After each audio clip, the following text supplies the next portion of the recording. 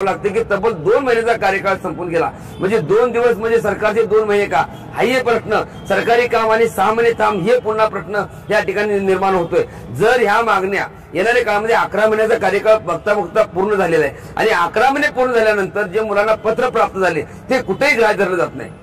माननीय एकनाथ शिंदे साहेबांनी निवडणुकीपूर्वी जे वचन दिलं होतं की ज्या ठिकाणी जे मुलं काम करतील त्या ठिकाणी 6 महिन्यानंतर ठीक आहे परत शिकणार्थी म्हणून तुम्ही सांगितलं ना, ठीक आहे परत शिकणार्थी, पण 11 महिन्यानंतर जे पत्र प्राप्त होणार आहे, 11 महिन्यामध्ये तुम्ही सरकारने एवढ्या मुलांना काम दिलं, मग ह्या मुलांना कुठे काम लागणार आहे किंवा त्या पत्राचा वापर कुठे होणार आहे, हे देखील त्या ठिकाणी खूप महत्वाची गोष्ट आहे। हे आम्ही विचारण्यासाठी किंवा हे आमचे म्हणणं माननीय एकनाथजी शिंदे साहेबांच्या पाशी मांडण्यासाठी आम्ही माननीय उद्धव साहेबांना विनंती केली होती, बरेचसे साहेबांना विनंती केली होती, पण अद्याप तब्बल 2 महिन्याचा कार्यकाळ उलटून गेलाय पण आमचा कुठेही विचार या ठिकाणी झालेला नाही। म्हणून पुन्हा एकदा आम्ही नाशिक या ठिकाणी राज्यातील कुंभमेळा, महाराष्ट्रामध्ये संताजी भूमी आणि नाशिक या ठिकाणी मोठ्या प्रमाणामध्ये कुंभमेळा भरला जातो, पण त्याच ठिकाणी 50,000हून अधिक विद्यार्थी त्या ठिकाणी घेऊन भगवा ड्रेस परिधान करून त्या गोदावरीच्या नदीमध्ये स्नान करून त्याच ठिकाणी नामजप, जसं देव भेटावं परमेश्वर भेटावं म्हणून संत महंत त्या ठिकाणी उपोषण करतात किंवा त्या ठिकाणी अनुष्ठान करतात, तर त्या ठिकाणी हे तरुण मुलं त्या गोदावरीच्या काठावरती बसून नाम जप करून हे मंत्री महोदय त्यांना भेटून आमचं पुढे काय होणार या संदर्भात स्पष्टीकरण द्यावं किंवा आम्हाला मार्ग सांगावा, याबद्दलची एक भावनिक साथ आज भाऊबीजेच्या अनुषंगानं मामाकडे भाचा घालत आहे। जर ह्या गोष्टीच्या अनुषंगाने जर येणाऱ्या काळामध्ये जर नाही झालं, जर बघितलं एवढ्या मोठ्या प्रमाणामध्ये महाराष्ट्रामध्ये 1,34,000 आकडा 1,75,000 वरती गेलेला आहे। अनेक मुलं रस्त्यावरती उतरलेले आहेत, अनेक मुलांची परिस्थिती, अनेक आंदोलन केली, ठाण्यामध्ये काळी दिवाळी साजरी केली, वेगवेगळे आंदोलन केले, पण प्रशासक मात्र छत्री मोत्र्या पावसामध्ये छत्री मोर्चा केला। एवढ्या सगळ्या गोष्टी करत असताना माननीय बालाजी पाटील चाकूरकर असतील, बाकीची मंडळी असतील, हरिभाऊ राठोड असतील, चव्हाण साहेब असतील, अनेक मंडळींनी वेगवेगळ्या माध्यमातून आंदोलनाच्या दिशा पुकारल्या गेल्या, पण देहू ते पंढरपूर, देहू ते पुणे, देहू ते मुंबई पायदिंडी काढली तरी देखील प्रशासक ह्या ठिकाणी ह्या मुलांच्याकडे गांभीर्याने बघत नाही। म्हणून आम्हाला पुन्हा एकदा हे अमरण उपोषण असेल, आंदोलन असेल किंवा त्या ठिकाणी कुंभमेळ्याच्या अगोदर ह्या तरुण मुलांचा कुंभमेळा या नाशिकमध्ये येणाऱ्या 2-4 दिवसामध्ये आम्ही तारीख फिक्स करणार आहोत आणि सरकारने आम्हाला त्या ठिकाणी शांत आणि संयमी पद्धतीने मामाची भेटीची ओढ, मामाने कुठल्या पद्धतीने आम्हाला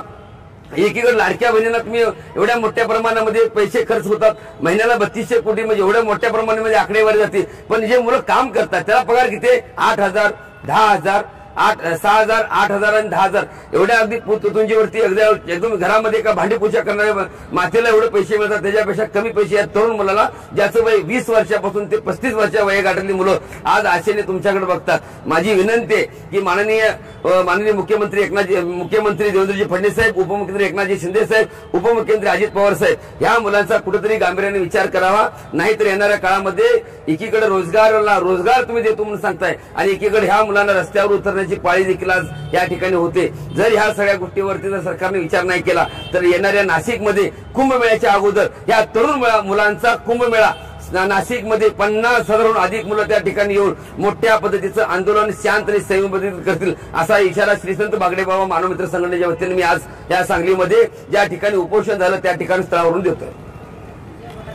मुख्यमंत्री युवा कार्य प्रशिक्षण विद्यार्थ्यांना सोबत घेऊन गेले अनेक दिवस आम्ही आंदोलन करत असताना याच ठिकाणी ज्या ठिकाणी आपण थांबलो त्या ठिकाणी माननीय उदय सामंत साहेब आले आणि 5 दिवस अमर उपोषण असताना त्यावेळी भेट दिली आणि भेट देऊन आमची माननीय एकनाथ शिंदे साहेबांची भेट होईल आणि 15 दिवसामध्ये ऑफिशियल भेट होईल, पण तब्बल 2 महिन्याचा कार्यकाळ बघता संपून गेला तरी देखील आमची भेट होत नाही। म्हणून पुन्हा एकदा आम्ही आंदोलन छेडण्याचा विचार करतो, तो म्हणजे गोदावरीच्या काठी नाशिक या ठिकाणी नदीच्या काठी 50,000 अधिक विद्यार्थी सोबत घेऊन भगव वस्त्र प्रदान करून त्या ठिकाणी बारे पांडुरंगा केव्हा भेट देशी झालो परदेशी तुझ्या त्या परमात्म्याची भेट व्हावी, मग जसं मंत्री महोदयांची भेट होईल या मुलांनी पुढे 11 महिन्यानंतर पुढे काय या ठिकाणी मानधन तत्वावरती तरी मुलं घ्यावेत किंवा आमचा विचार तरी बाबा आमच्याकडे जे पत्र प्राप्त आहे त्या पत्रामध्ये क्लिअर लिहिलेलं आहे की कुठेही ग्राह्य धरलं जाणार नाही। मग मला सांगा जर हे ग्राह्य धरलं जात नसेल तर मग 11 महिने प्रशिक्षण काय दिलं, तर ह्या जर गोष्टीवर सरकारने गांभीर्याने विचार केला नाही, आज आम्ही ज्या ठिकाणी आंदोलन करतोय ज्या गोदावरी नदीवरती आंदोलन करणार आहे त्या ठिकाणी जर त्या विषयावरती गांभीर्याने विचार नाही केला तर येणाऱ्या काळामध्ये अनेक निवडणुका सरकार माध्यमातून आहेत। आज जे पदवीधर मतदारसंघातली मुलं आहेत आज 50,000हून अधिक मुलं 1,34,000च्या पुढे आकडा आहे,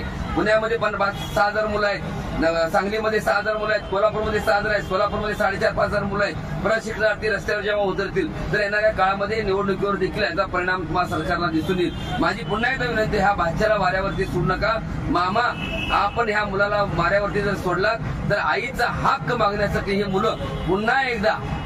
एकदा तुमच्या घरावरती येतील. मामा तुमच्या प्रॉपर्टीमध्ये हक्क मागायला बसतील, त्यावेळेस तुम्हाला अडचण निर्माण होऊन जाईल. माझी आपल्याला विनंती आहे, शांत आणि संयमी पद्धतीने करावं, नाही तर येणाऱ्या काळामध्ये निवडणुकीवर देखील बहिष्कार